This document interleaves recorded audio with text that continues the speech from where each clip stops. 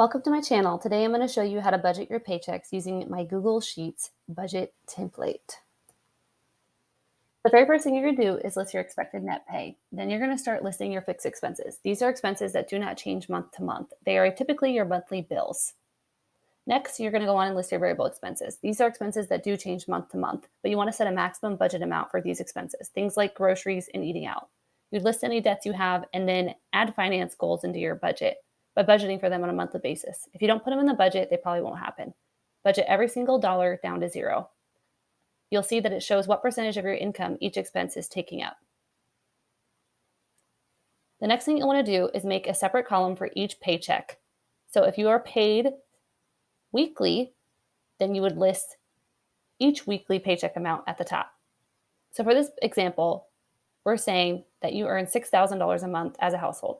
Next, you're going to break each expense down into one or multiple pay periods. You're going to do this based on the date that the expense is due and the total expense amount. You don't want to budget for a really large expense out of one paycheck because then you're not going to have very much money left for anything else. The goal is to have even cash flow throughout the month.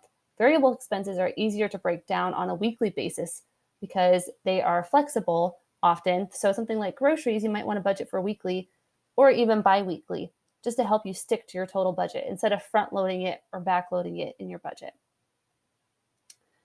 Be sure to break down every single expense. You can see that the formulas in this budget spreadsheet automatically calculate for you how much you have left from each paycheck to budget.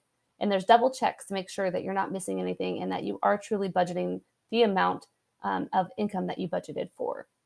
At the bottom, once each paycheck is completely budgeted for, you should see that it totals zero and the cell is filled in the color green. This means that every single expense has been budgeted for accurately.